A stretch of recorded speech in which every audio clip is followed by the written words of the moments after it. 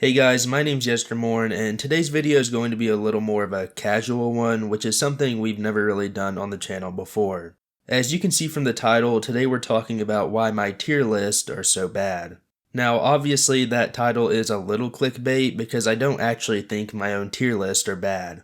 If I did, I wouldn't upload them. But clearly a pretty significant portion of you guys do, so today I want to talk about why that is. I get disagreements on pretty much all of my videos, which I've always encouraged. Most of my content is ranking related, so naturally people are going to disagree with me. If I make a top 10 and you think number 5 should have been number 2, fair enough, we just disagree. My tier lists are a little different though, because I think that there are actually several reasons why my rankings are so different from what a lot of the community expects, and a lot of it comes down to misunderstandings about how I make them in the first place. So rather than trying to explain all this through random YouTube comments, I figured I'd just make a video about it. I'm specifically talking about my end of season tier list, which I've made 3 of so far, for seasons 15, 16, and 17.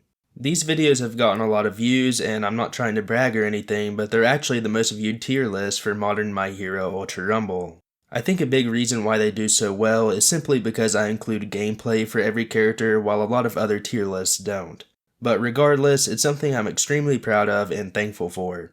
At the same time though, these videos get significantly more hate than pretty much anything else I upload. My Season 17 tier list currently has 63 original comments, not counting replies. I went through all of them and 25 were negative, 27 were neutral, and only 11 were positive. So yeah, that's a pretty lopsided comment section.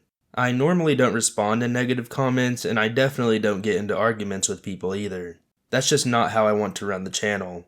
But with how often the same criticisms keep coming up, I think it's worth actually explaining how I make these tier lists and why some of my rankings might seem so weird compared to everyone else's. And throughout this video, I'm going to compare some of my tier lists to tier lists from other creators. Obviously, there's no hate toward any of them whatsoever. They make great content, and the entire point of this video is that we might just prioritize different things when ranking characters. Seriously, go check them out. I'll leave the links to their channels in the description. So, the first reason I think my tier lists are perceived so poorly is simply structure.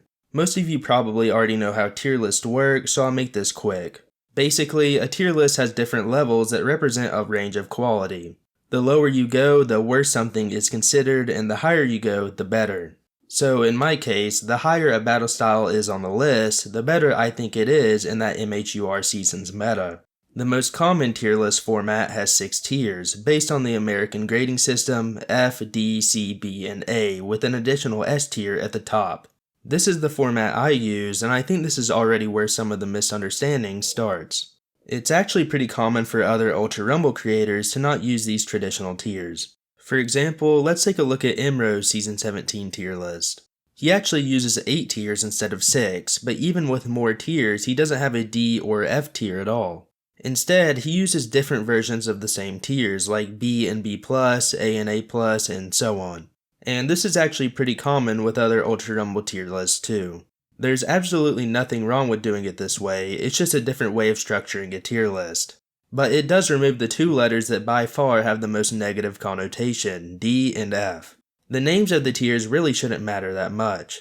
What actually matters is where a character ranks compared to the rest of the roster. But there's no denying that seeing your main in C tier feels a whole lot better than seeing them in F tier, even if those are both the bottom tiers on 2 different lists. Twice is a perfect example. I put Twice in F tier while MHUR put him in C. At first glance, that makes it look like I think Twice is significantly worse than he does. But in reality, Twice is in the bottom 2 characters on both of our lists. We basically agree on where he stands compared to the rest of the roster, we just gave that position a different letter. An even better example is Tech Denki, because I constantly get comments saying I rank him too low. I put Tech Denki in C tier while MHUR put him all the way up in A tier. If you only look at the letters, that's a massive difference. It looks like MHUR thinks he's great while I think he's pretty bad. But when you actually count out where we placed him compared to everyone else, it tells a completely different story. MHUR ranked Tech Denki as the 16th worst character in the game, while I ranked him as the 18th worst. So relative to the rest of the roster, I actually ranked Tech Denki higher than MHUR did, despite my list saying C tier and his saying A tier. And I think that really shows how powerful the illusion of tier names can be. Two people can rank a character in almost the exact same spot, or even have me rank them higher, but because one list says A and the other says C, they look like completely different opinions.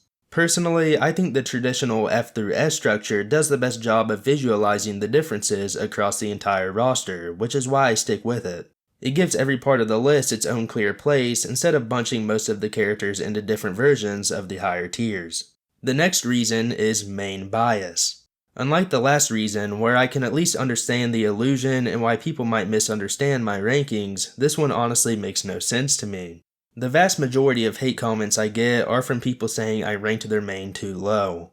For some reason, people take it as a personal insult when their favorite character gets put in C, D, or F tier. And I just don't understand that because, if anything, it should be a compliment. Playing a less competitive character doesn't mean you're bad at the game. If anything, it can mean the exact opposite. If you're playing an underperforming character and still consistently keep up with all the meta slop, you're probably pretty good at the game.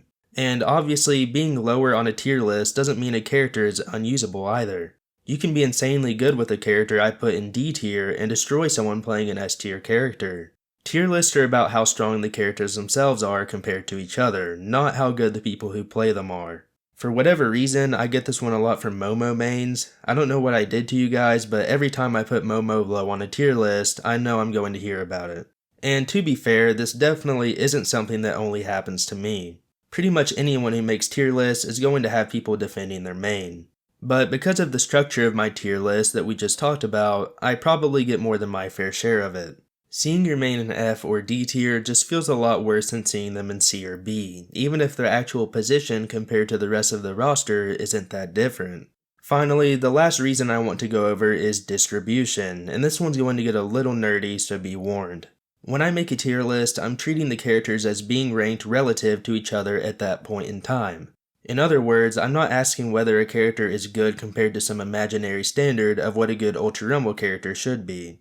I'm asking how good that character is compared to the other battle styles currently in the game. Because of that, I try to actually use the full range of my tier list. I want the characters who are significantly better than the rest of the roster toward the top, the significantly worse characters toward the bottom, and most of the roster somewhere in between. You could think of the idealized version of that looking somewhat like a bell-shaped distribution, where you have fewer characters at the extremes and more clustered toward the middle. Now, to be clear, there's no statistical rule saying a tier list has to follow a normal distribution. Character strength isn't guaranteed to be normally distributed, and I'm obviously not running statistical tests on Ultra Rumble battle styles. I'm just using that general shape as a guideline because I think it does a good job of visually separating a roster when everything is being judged relative to everything else. A lot of casual tier lists don't really do this. Instead, they tend to be negatively skewed toward the higher tiers, where a large portion of the roster ends up in S or A tier, while very few characters occupy the lowest tiers. Whether that comes from how someone defines their tiers, thinking the game is extremely well balanced, or just naturally being more hesitant to call a character bad, I don't know. There's nothing inherently wrong with that either. It's just a different philosophy. Personally though, I try to avoid clustering everybody toward the top because I think that makes the tier list less useful for showing the relative distances within the current roster. And even I struggle with this.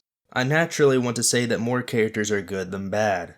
But when my goal is specifically to compare the roster against itself, I try not to let the labels of good and bad influence where I put people. Someone has to be near the bottom, even if that character is still completely viable.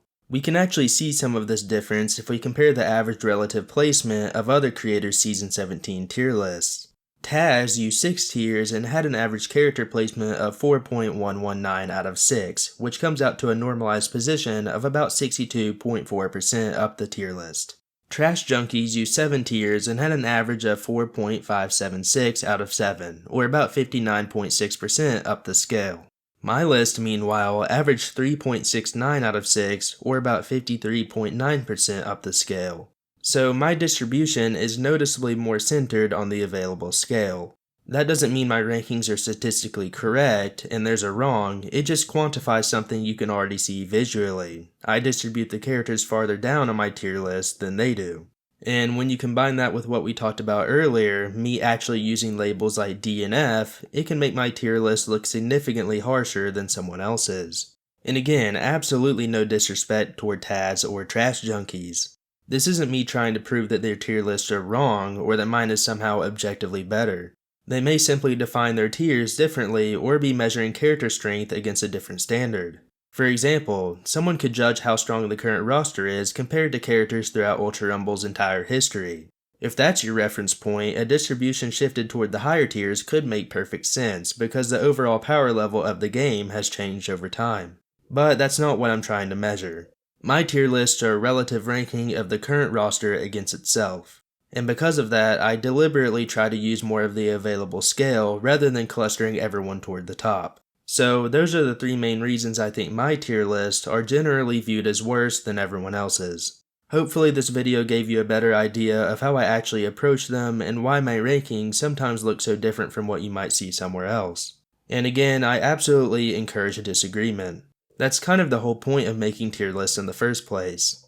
It's fun to compare rankings, talk about why we value certain characters differently, and hear other perspectives. I definitely don't expect everyone to agree with me, and honestly, tier lists would be pretty boring if we all had the exact same opinions. But there is a difference between disagreeing with someone and just being disrespectful. Telling someone to stop making tier lists, quit YouTube, or even quit the game entirely because you disagree with where they ranked a character is where I think it goes too far. And that's something I think the Ultra Rumble community as a whole could improve on. At the end of the day, we're all just talking about a game that we enjoy, and none of these tier lists are objective fact. So go check out other creators' tier lists, especially the ones I mentioned in this video. Compare them with mine, disagree with all of us if you want, but have some actual constructive discussion about it. Thanks for watching guys, I'll see you in the next one.